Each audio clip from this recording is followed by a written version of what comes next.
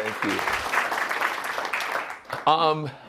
What wonderful welcome. I'm super excited to be here. It was fun talking to Tom earlier and thinking back to, I know a number of you are undergrads, and thinking back to being in the class of a guy named Martin Kilson, who was my favorite professor in college in cold weather Cambridge, Massachusetts, and in many ways was the guy who encouraged me to go the entrepreneurial route. But I would love to share with you guys a little bit of what has taken me on this journey, some of the things I've learned, good, bad, and other, and some of the things I still wonder about, because hopefully I've got a lot more ahead of me. And then at some point I'll stop and would love to get questions from those of you here. I often say I didn't start life off headed down an entrepreneurial path. I probably was more likely to be a teacher. I like to joke that I'm related to more teachers than anyone you'll ever meet. Parents, siblings, aunts, uncles, grandparents. I come from a long line of teachers, and so that seemed much more likely. And in my family, there was a very earnest hope that I would become a lawyer. I know you know in many families, lawyers and doctors, sometimes engineers, are kind of particularly prized. And I think growing up, particularly for me in the 70s and 80s, there was a sense that lawyers often did really good things, often were involved in important causes, had been a meaningful part of the civil rights movement. Thurgood Marshall, who later became a Supreme Court justice. And so for my grandmother, who was from Jackson, Mississippi, her most fervent hope was that her grandson, the one who used to break her chandeliers and cause trouble and make her wonder if she had one grandchild too many, she always hoped that I would go on to become a lawyer. So that was on the brain, leaving teaching behind, and maybe going on to law school was on my mind. But my sophomore year, I took a course by a wonderful guy named Martin Kilson. And any of you by any chance have heard of Martin Kilson? Any chance? Martin Kilson was a wonderful professor at Harvard. I was an undergraduate. Now, to look at him, you might confuse him with a homeless gentleman. You may not know any different. He used to have a little kind of ragged hat that he would wear, and his clothes were always rumpled, and he couldn't seem to quite find his way. But I tell you what, Professor Kilson was one of the most thoughtful, interesting, eye-opening people I ever met. And as I took his course, which interestingly enough was not an entrepreneurial course, but was actually a course on politics, back in the fall of 1989, Professor Kilson challenged me and lots of other students not just to think about law and politics, but to think about becoming entrepreneurs. And that doesn't seem very remarkable today, and that certainly probably doesn't sound very remarkable sitting here in Silicon Valley saying that to you, but sitting in Cambridge, Massachusetts in 1989 and having this rumpled professor say to a group of students that included myself that as opposed to thinking about the politics that we were so focused on, that maybe part of the good change in the world might come from entrepreneurs was really unusual. Entrepreneurialism wasn't as broad-based, as sexy. There weren't incubators, there weren't accelerators. And so it was the first time that someone had put that in my mind. With that in my mind, I decided I wanted to learn more about it. And Harvard really didn't have undergraduate courses, and so I started to wander around, and I went to the economics department and wanted to see if some of the professors there would offer some kind of independent study or course. They said, nah, we won't do that over here. And so they sent me over to the business school. They said, nah, we won't do that. Interesting enough, they sent me over to the Kennedy School of Government. They said, nah, we won't do that. They sent me back over to the business school. And as I was walking dejected from the offices of a nice guy who was the dean, Bill Salman, who I don't know why he allowed this undergrad in his office, but I think he didn't know any better. I probably slipped in the door quickly. He finally said, well, I have one other idea. There's this lecturer here who normally teaches at Babson. His name is Jeff Timmons. He's an entrepreneur, and maybe you should go talk to him. And man, oh man, may he rest in peace. Jeff Timmons was a entrepreneur who had done really well with the beginning of cellular phones and also the cable industry, who had decided to teach. And Professor Timmons said, why not? Why not do an independent study. He mainly taught courses at Harvard Business School. And he said, why not allow this undergrad to do an independent study with me, to sit in on my classes, visit lots of interesting businesses. And so I began a little journey with Professor Timmons. And he would have me go and meet with different small business people, a t-shirt maker, guy who owned a couple of pizza shops, someone who owned a radio station, and ask him about the good, the bad, the ugly when it came to entrepreneurship. And that really was the first thing that, again, kind of took Professor Kilson's kind of a seed of an idea and took it further. And I think part of what I heard in the variety of people that I ended up talking to was that it wasn't easy. And that was probably the most obvious thing. Go forward a little bit. I graduating from college, I'm thinking, man, I would love to try something entrepreneurial. My dad, who, as I told you, is a teacher, my mom was a teacher, he was not that excited about his boy with a Harvard degree going to do some kind of startup. That wasn't exactly on his list of plans. And I had this crazy idea that these things, anyone here ever eat buffalo wings? Before they were big, your friend said they were going to be big. And my dad was like, nah, it's a bad idea. Don't do that. No one's ever going to eat them. Why would anyone want them delivered? And I was like, Dad, I'm telling you, these things are great. You don't always want pizza. You know, these other things are good too. And lo and behold, for better or for worse, he talked me out of it. It was a good lesson, though.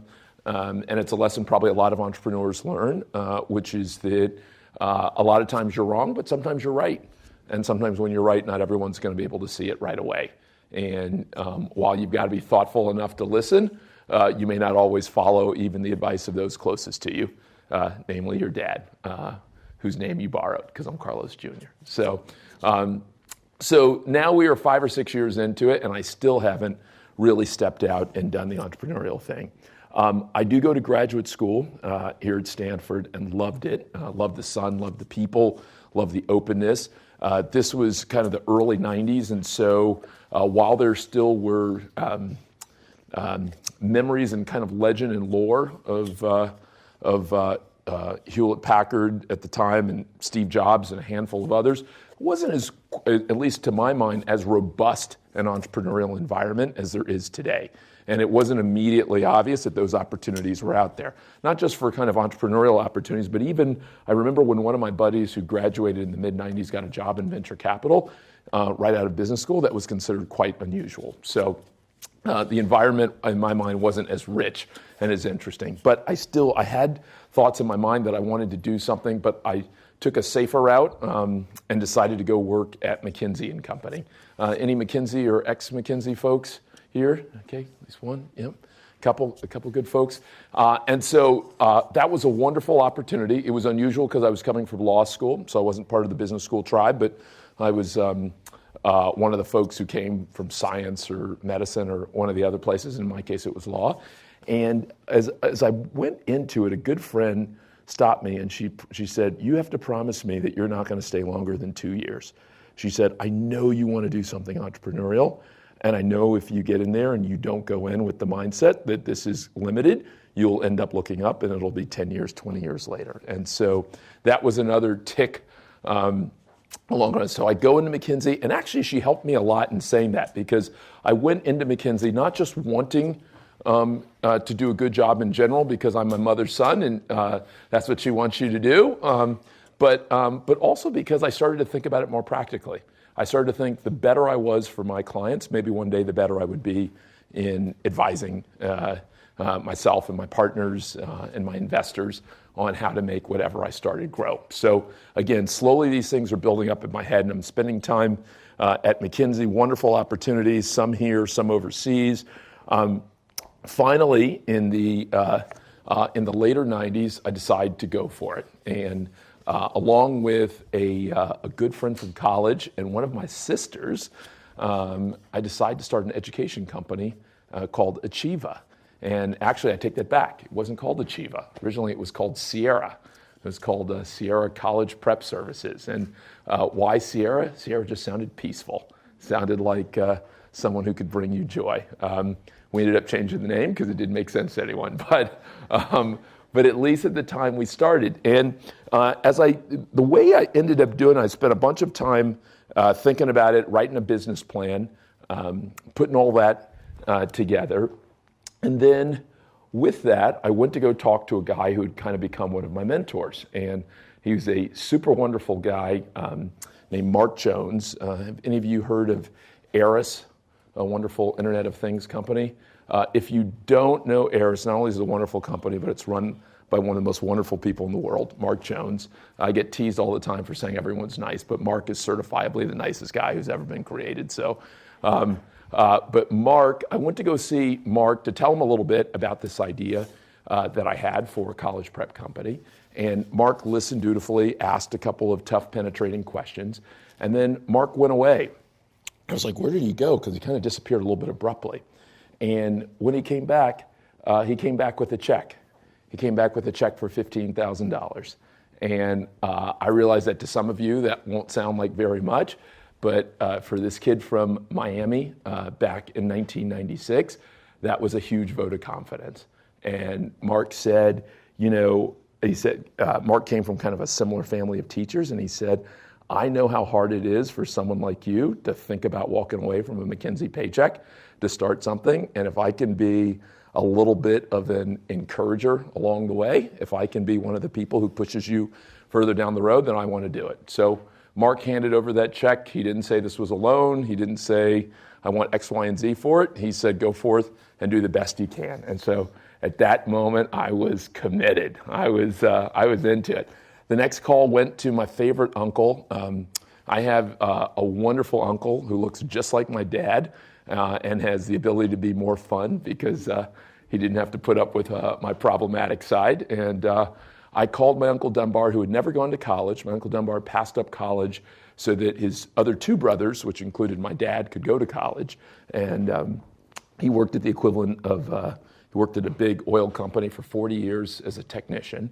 And when I called Uncle Dunbar and told him what I was thinking about doing, and at the time, I was not smart enough to really understand and appreciate what he did.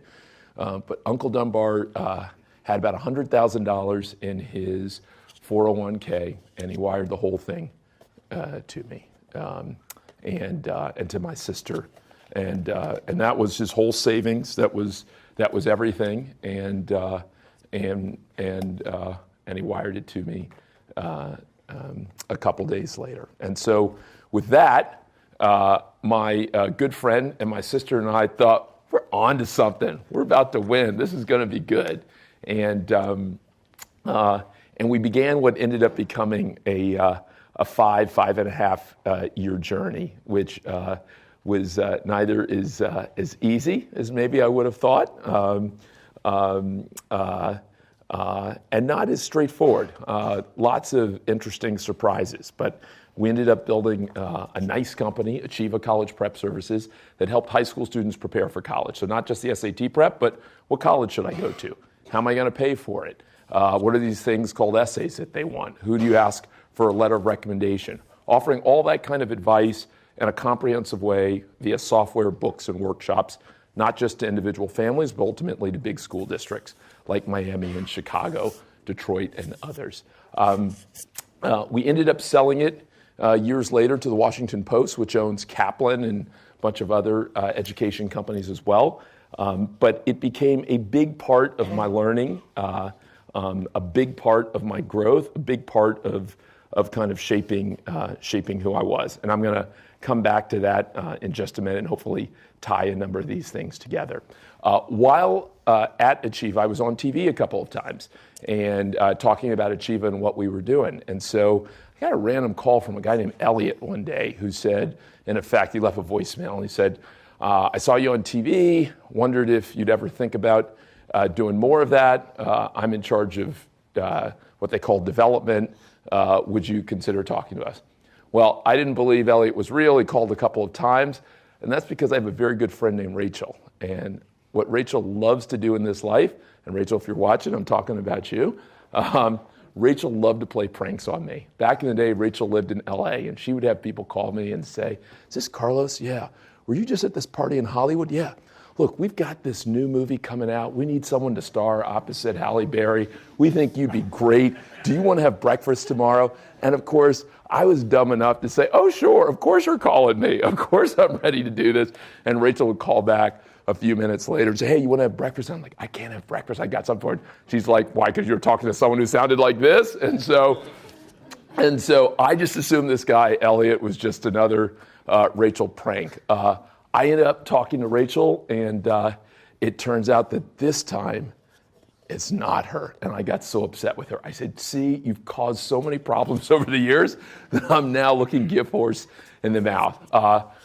Luckily, the guy called back, ended up having an interesting conversation, and I ended up a couple months, maybe a year later, beginning what became an interesting career in television. First starting out as a guest host. I don't know if you guys know it, but it turns out that there are groups of people who work for TV networks that are scouting for talent all the time and often look for people who've done guest appearances and think, could you do more? Could you do more as a talk show host? Could you do more as a regular host? What have you? And so I ended up spending much of the next several years in television, at CNN, at MSNBC, doing various kinds of shows, often kind of interview shows, and really enjoyed it. But a few years ago, sadly, while I was in the midst of that and living in New York, my mom got really sick. And she was living here, and so after a little bit of back and forth, I left that and came to move out here to take care of her. And while I had never had anyone in my life who I was really close to, who had gotten that sick. She had late stage cancer, and so probably for the first time, and I don't know if any of you are like this, but I definitely, for whatever reason, assumed I was going to live a super long time. My mom's mom had lived to 102. Both of her grandmothers had basically lived to 100. And we used to always joke that she was going to live to 125. I was going to get to $150, and we all were going to go quite the distance. So I was, as was she, was obviously surprised when it turned out that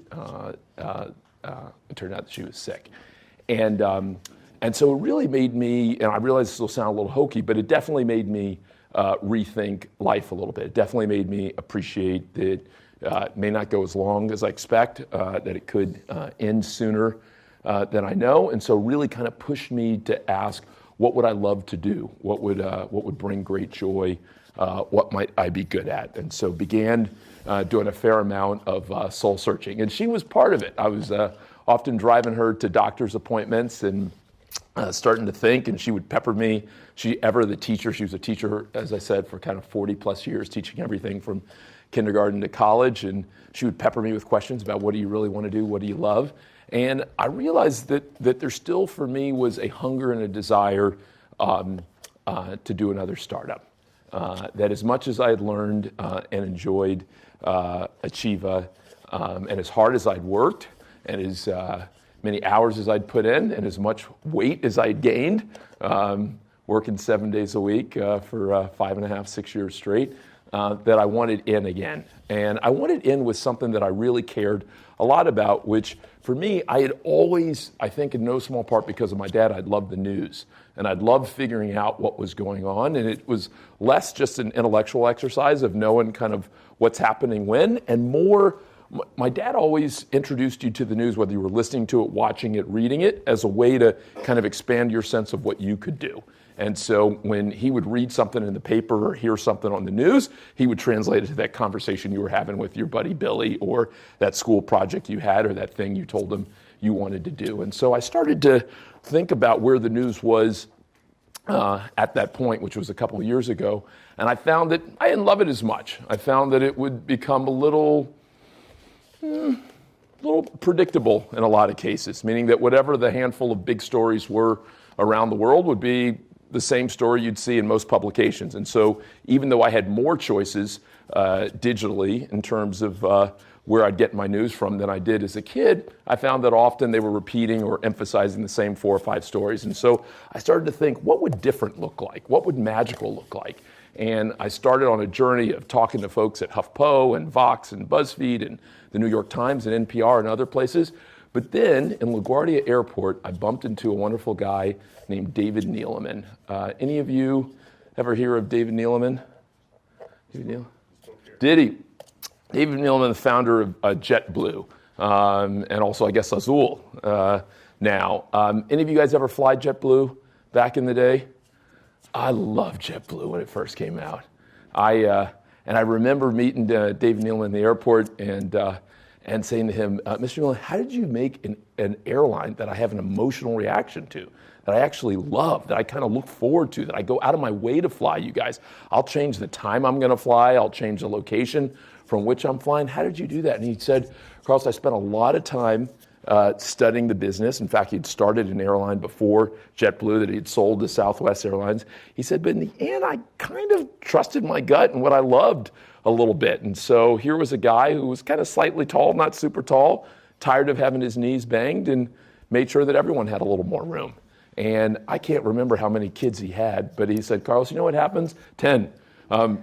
He said, Carlos, you know what happens when you have that many kids? You know what you want more than anything else?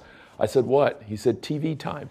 And so I don't know if you guys remember, but JetBlue was the first to put TVs on the back of everyone's thing. So I say that only to say that part of what David Neeleman did for me was say that as I started to think about trying to reimagine the news, as I started to say that as much as I loved the New York Times or NPR or USA Today or any of the other places I'd gone a lot to, if I really was going to think about trying to creatively reimagine it, it wouldn't just be doing a McKinsey competitor research review.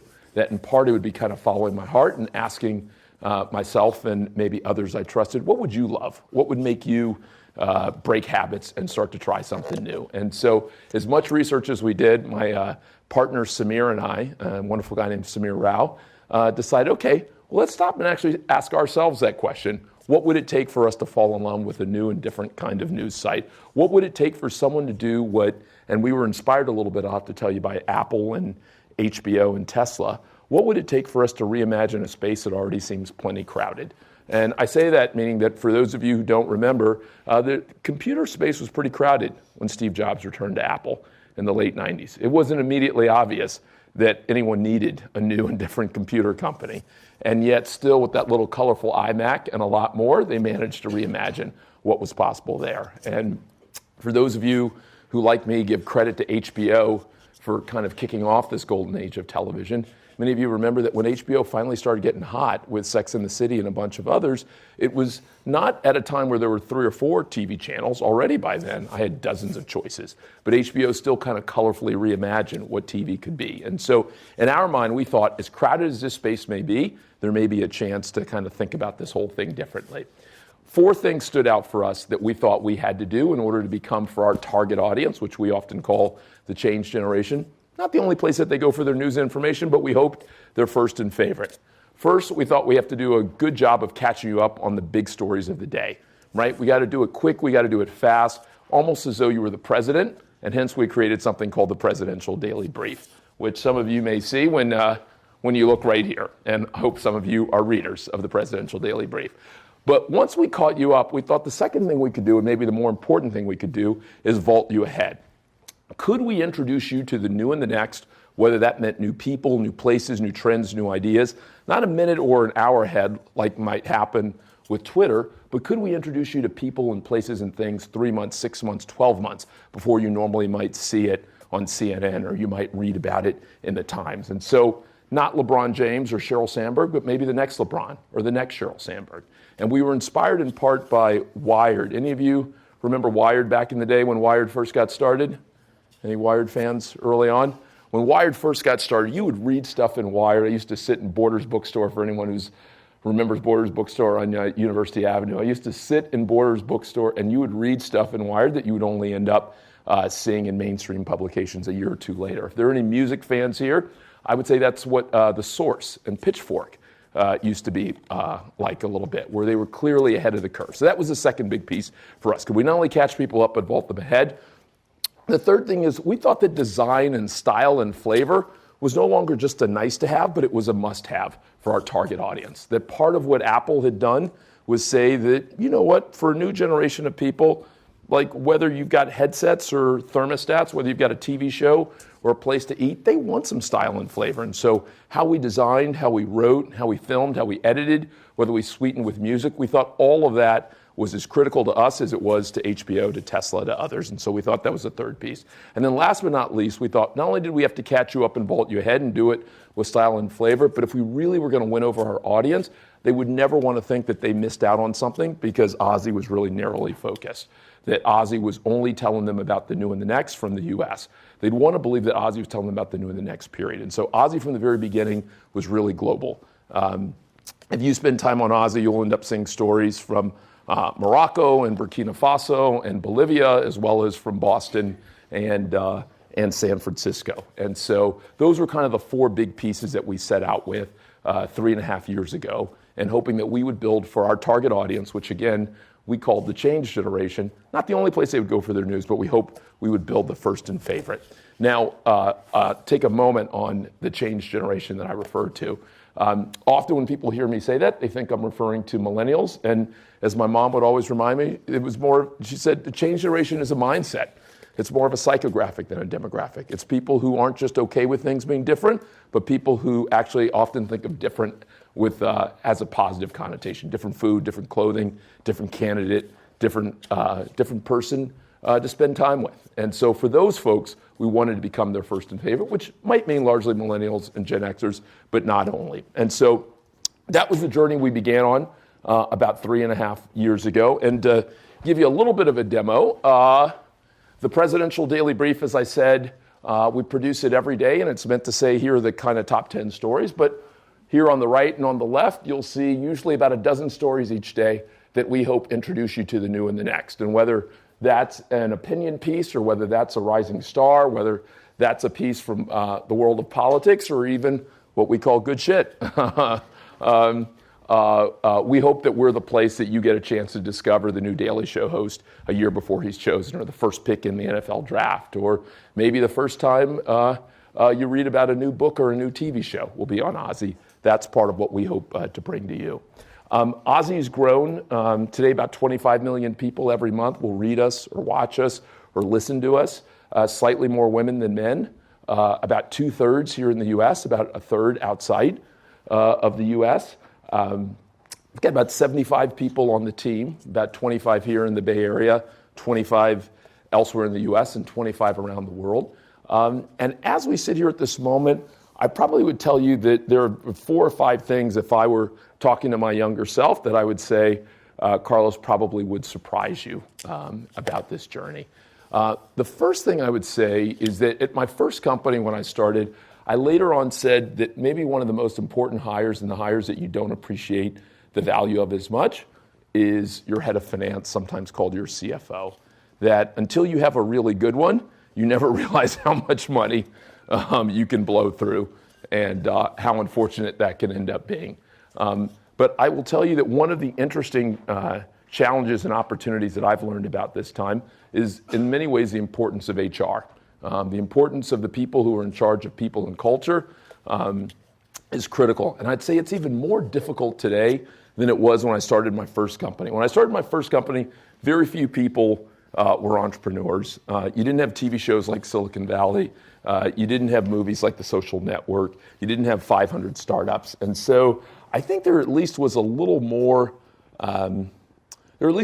mystery to what a startup was about. Today, I think so many of us see kind of the handful of companies that win and do well, and we assume a lot of times that it's easier maybe than I think it is.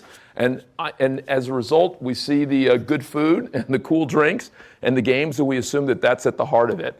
And I would say that it has been humbling to realize that one of the most important things that I have to do as a co-founder and as a CEO is really help people appreciate how much hard work is going to go into it. And that no matter how much hard work we put into it, still relatively few of us are going to end up being meaningfully successful at it. That doesn't mean that we won't try hard, doesn't mean we won't have a good idea, but I like to say they call it 500 startups for a reason, because there's one Airbnb, right? And the other 499 or 400, who knows how many, are people who are going to put a ton of time in and probably aren't going to end up exactly where they'd like to be. And so that actually was the first interesting thing, which is that it became really important for us to get some help in helping our team think about what it's like to be part of a startup, what kind of commitment they're making, which may be different than what they see on TV or read about or hear about elsewhere. And so that was one of the surprises I would point out and that I would say.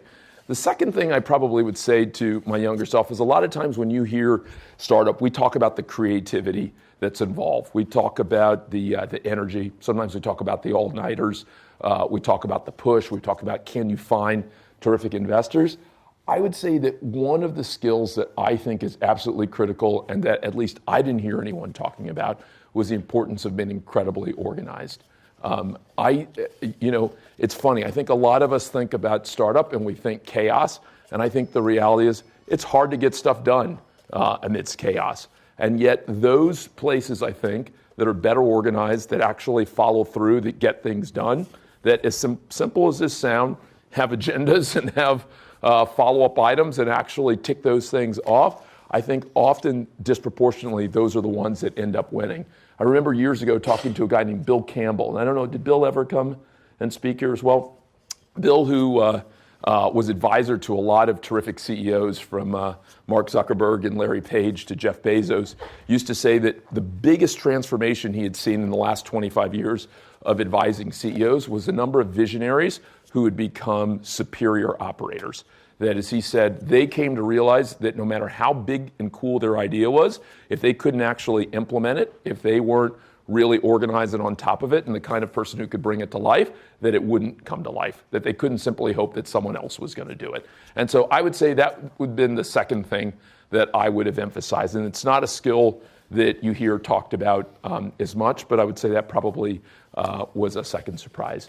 I would say a third thing that I probably would have surprised myself with a little bit is the beauty of a great partner.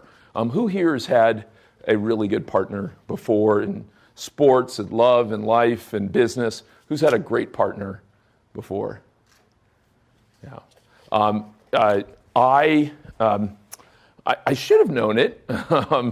I should have known it, but I had good partners at my first company, but I learned it all over again. It's what's been interesting about this time around at Ozy is, in effect, I really feel like I probably have two partners. One partner is Samir Rao, who we started the company together. Samir's from the Detroit, Michigan area. Originally, younger guy. We bumped into each other again. We'd known each other a little bit, but we bumped into each other in the parking lot of a Chipotle, and there began something really good. And our other partner has been a wonderful woman named Louise Rogers, who until recently led a kind of billion-dollar digital company in the UK that just got sold a little bit ago, but started life off as a waitress. And so we've been good partners, even though, and I'd say maybe even because, we have very different approaches. I'd say if you gave Samir and me kind of 10 scenarios and said, you guys answer what you would do in these cases, I bet you Samir and I, our answers, even after 4+ years together, would only overlap 6 times. And with Louise, I think we probably would only overlap 3 times. And that's even after we've worked together a lot. So very different approaches. And yet we have been, I think, we've been an incredibly effective partnership. I think there's been an openness to debate.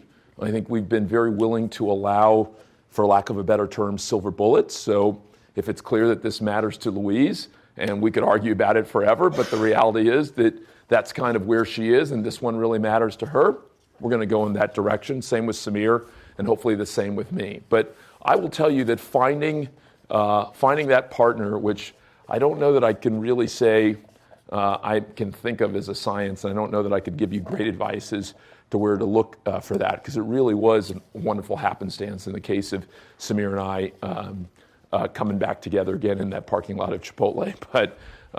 But I will tell you that a great partner is a blessing. And my wonderful fiance says that as I was starting to think about what became Ozy, I would complain a lot until the day that I bumped into Samir again.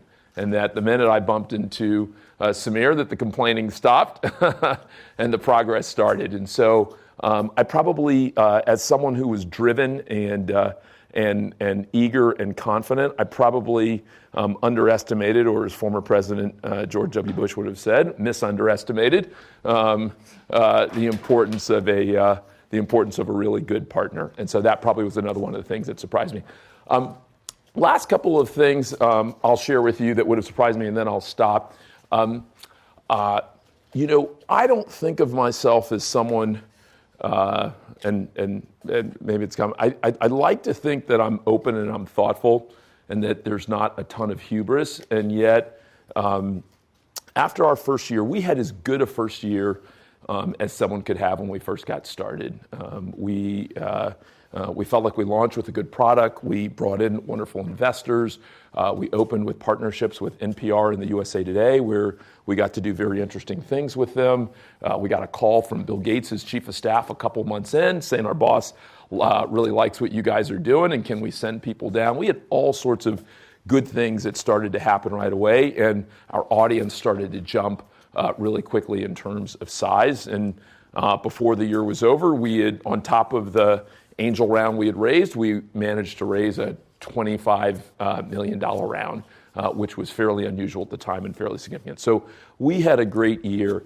And then we punctuated it by absolutely, and I don't know if you can, absolutely just fucking up. As great a freshman year as we had, and maybe some of you guys can relate to that, we had a horrible sophomore year. I mean, it felt like everything that could go wrong did go wrong. We cared about design so much that we decided to redesign our site and our look, and we did it in such a bad way that it literally screwed up our back-end analytics and really messed up our traffic growth in really bad ways, not to mention kind of pissing off our users.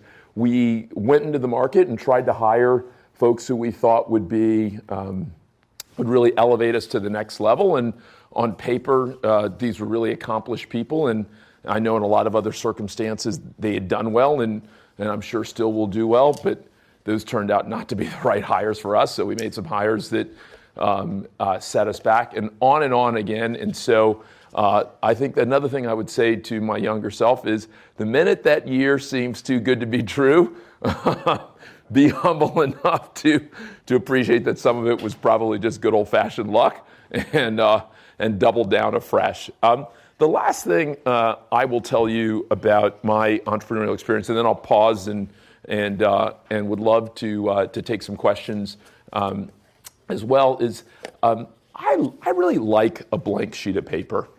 I know not everyone else does, and I know sometimes it can be intimidating to think, where do you start, and is this right or wrong? But if you like blank sheets of paper, if you like getting to create something afresh, if that doesn't scare you, but that actually kind of pulls you towards it, and you love the idea of kind of building something new that wasn't there before, then I will tell you that being an entrepreneur is one of the most wonderful things possible. There is nothing like going from a blank sheet of paper to a big win. And whether that's the site getting launched, whether that's thinking about ways to get people to fall in love, and millions of people doing that.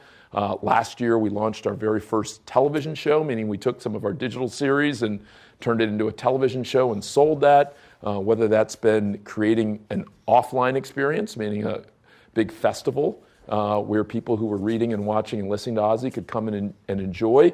All of that has been terrific, and I think as much as I could have guessed that I would enjoy it, I think for some of us, there's a particular joy. If that turns out to be you, I think entrepreneurship and entrepreneurial opportunities could be terrific. So much more that I could say, but I know I'm supposed to stop and take questions. So that's a little bit about my journey, about some of the things I've learned, but I would love to take questions and go from there.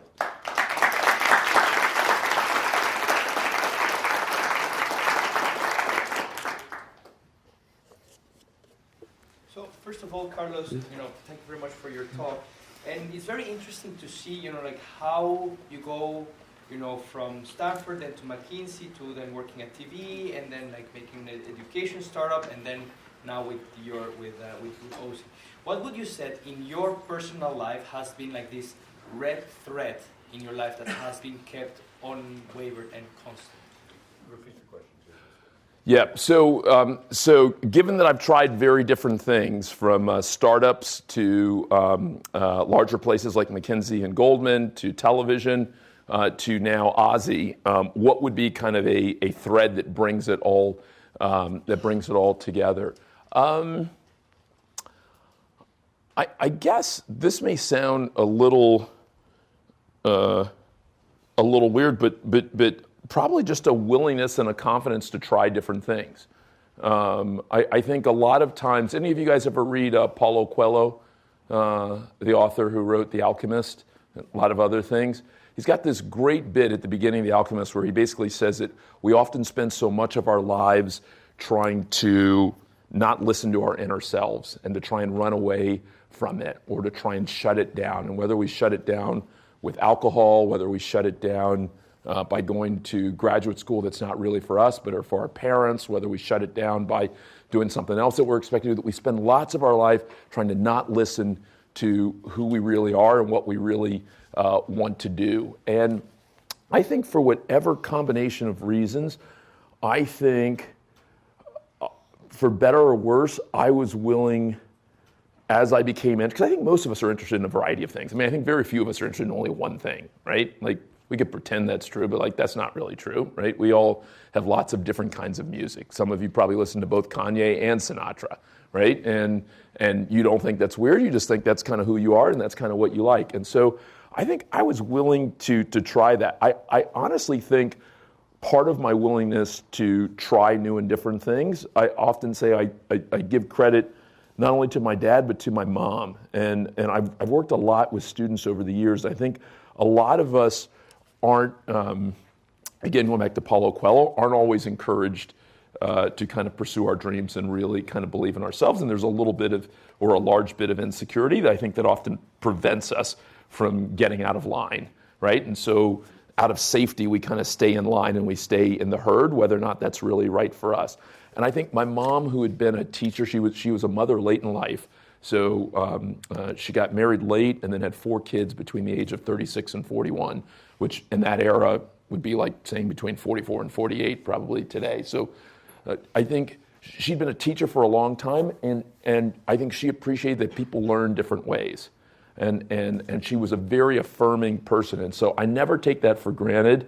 And particularly when I work with lots of young people, I realize a lot of people don't have that in their life. So I know that's not exactly the answer you were expecting, but I think that my willingness to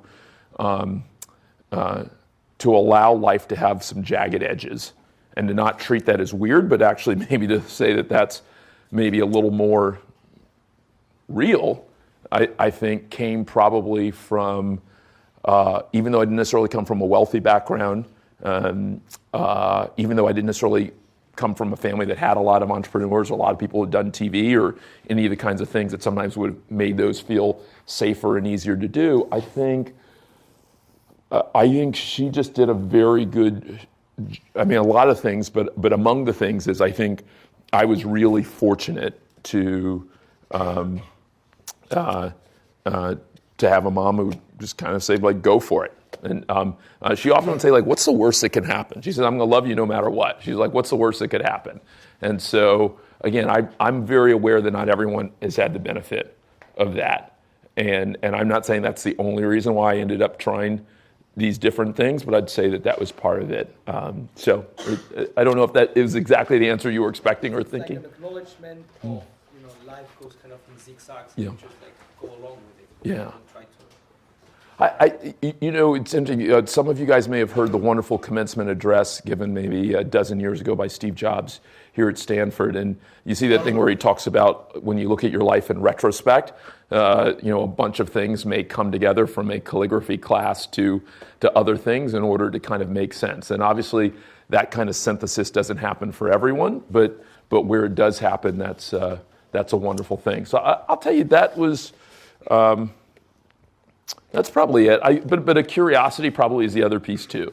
That I've always been curious and like good challenges and like the sense that I'm learning, and probably felt like whether I was doing a startup or whether I was fortunate enough to be at a place like McKinsey or whether I was hosting shows, that I was learning.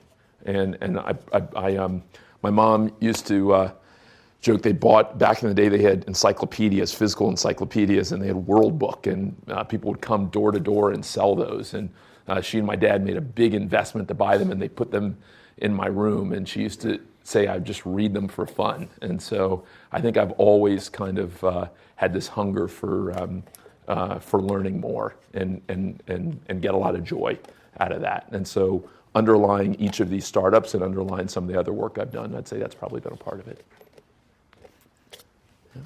When you were describing your first couple of years with Ozy, where the first year everything was fantastic, and you were on top of the world, and then the shit hit the fan, right. And all of a sudden everything was going bad. Yeah. But you stayed with it. Yeah. You decided not to close the doors, but something drove you through this really dark period and came through with something that's great. What was it that, did you ever feel that, okay, I need to change horses totally and do something different, or what was it that drove you through that dark period? I'd probably say several things. One, just a love of what we were doing. So I am fortunate in that I actually genuinely love what we were doing, and that's probably part of it. And I still always feel lucky, because I know that a lot of people work hard but never actually get to help start something. And so, as weird as that sounds, I always feel lucky. And so even when things aren't going well, I realize that it's not every day someone gets to start something. Probably responsibility, knowing that a lot of people had wired real money to us. A lot of people had moved from different parts of the country or world to come join us too. So I realize that can sound a little, at worst, paternalistic, but I do feel like I have a responsibility to people who are betting on us, and so I feel like I owe something to them. I'm naturally competitive, but I'll tell you what, where I've been getting a lot of motivation from, even more recently? Sports. I've always loved sports, and the number of times, I'm not anyone here a New England Patriots fan? I'm not a New England Patriots fan, but those guys inspire me. For those of you who aren't pro football fans, this team over the last 15 years has won the Super Bowl 5 times. The only people who are in common, not the only, but the main characters who are in common are the owner, the coach, and the star quarterback. Now, you could argue the star quarterback is the greatest of all time, but last year they lose their second best player, Rob Gronkowski, right before the playoffs. And do they give up? Do they wave the white flag? Do they say no mas? No, they get a guy who basically didn't play college football, played lacrosse in college, and put him out there. And he's catching a half dozen passes in the Super Bowl, and they're on their way to coming back. And so I would say, believe it or not, all of these interesting comebacks in the last year, whether it was the Cleveland Cavaliers, hate to say that here in the Bay Area, but down 3-1, whether it's the Cubbies, whether it's in college basketball, anyone a college basketball fan saw Villanova a year plus ago, saw Clemson. And so that also has played a role too. Also, the last thing I will say is that, and when people used to say this to me before, I didn't fully believe it, but definitely being older has helped. There are things that when I was in my 20s, the first startup, they would grind my stomach all night. There'd be issues I'd worry about, and I wouldn't get sleep for multiple days, and I would just struggle with them, and they would just cause me the blues. And I think that today, with a little more experience and being able to maybe see things in a broader context, they don't wear me down in the same way. And so it probably is a little bit like a boxer who, that same blow when that boxer was 18 or 19 might really ring their bell, and now for better or worse.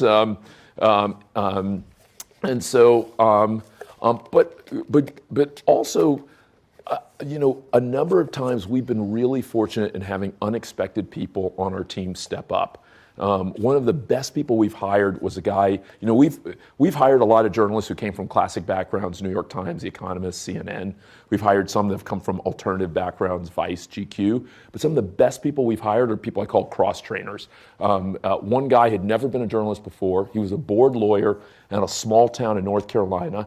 And he has ended up, no one else would have taken a chance on him. A guy named Sean Braswell, he's ended up writing some of our best pieces. And in fact, 2 of our first 3 television shows have been based on things that he's written. Another guy we just hired was an accountant for a restaurant chain in New Jersey. And he loved what we were doing. He pursued us for probably 3, 4, 5 months. He ended up writing about a dozen freelance pieces. And when we finally met him, we were like, are you willing to take a pay cut? Are you willing to move? Are you willing to lean in and kind of learn this craft and make it work? And he was, and he's ended up being terrific for us. So the other thing I think that probably also helped me get through was just seeing how hard other people were pushing and feeling like, hopefully I would have done my part no matter what, but definitely I couldn't let them do it, and I'm not doing my part. So.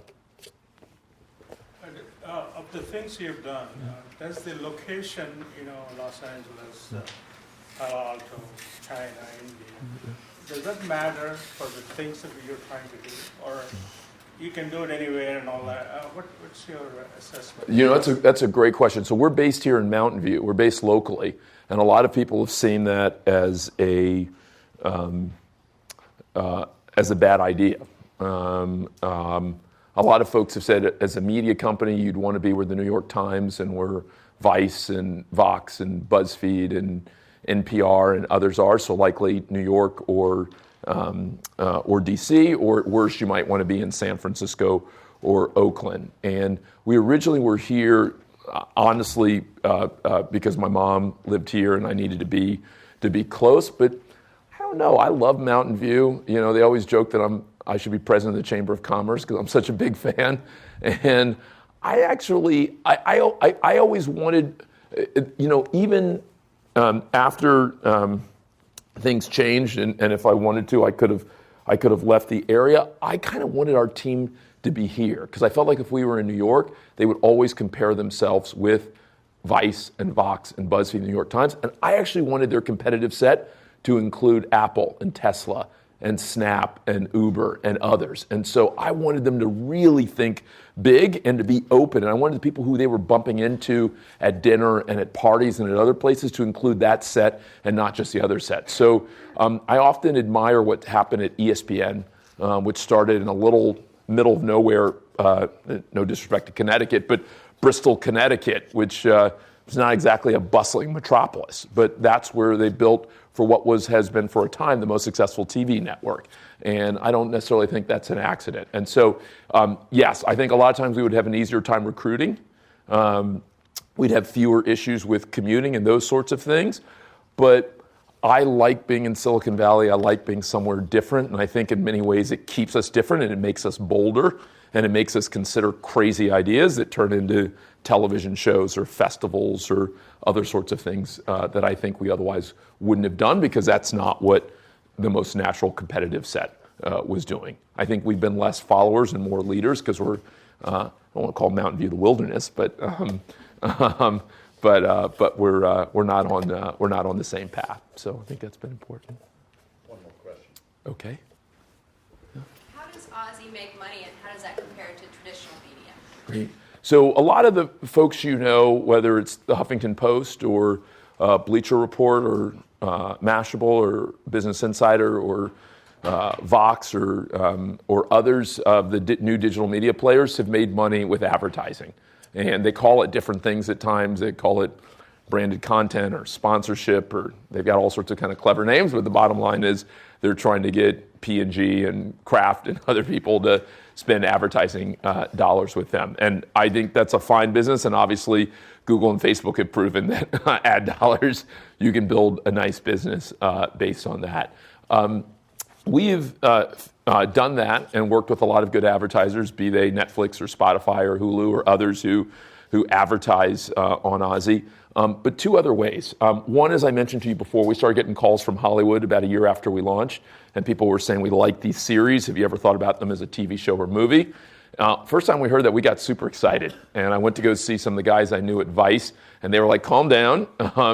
I know you're excited, but they whispered the same sweet nothings to us. And we didn't get our first big TV show for 17 years, so it's probably not going to happen.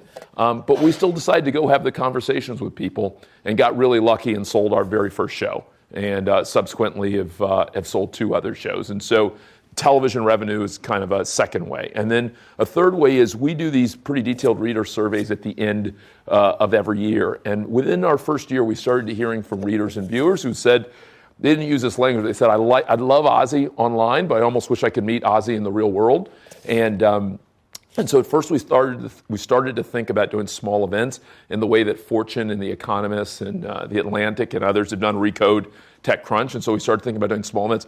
But a really smart woman who worked for the city of New York was like, guys, you're not being ambitious enough. She said, South by Southwest used to be this incredible thing. It's become a little overrun, a little sprawly. Why don't you aim higher and build something of greater scale that not right away, but over time may be thought of one day as the new South by Southwest. And so we made a 5-year commitment to the city of New York to build something called Ozy Fest, which is a wonderful festival. If any of you are in New York this summer in July, the 22nd and 23rd, it was described last summer as, I think the Times called it Ted Meets Coachella. And so it's a really nice mix of musicians and actors and athletes and entrepreneurs and others, and so that's become quite a revenue source for us. So there are 3 revenue sources for Ozy so far, which we're excited about. Which the only other player who's among the new players who are doing that is Vice, that has multiple revenue sources. Most of the other ones, from BuzzFeed to HuffPo to Vox and Mike and Skim, and those mainly are advertising. And so we're hopeful that even though it was harder to really get each of these things going early on, that we're hopeful over the next 4 or 5 years that we'll be proud of the fact that we built good roots from the very beginning. So thank you guys so much. What a treat. It was good to be with you. I hope it was helpful. Thank you.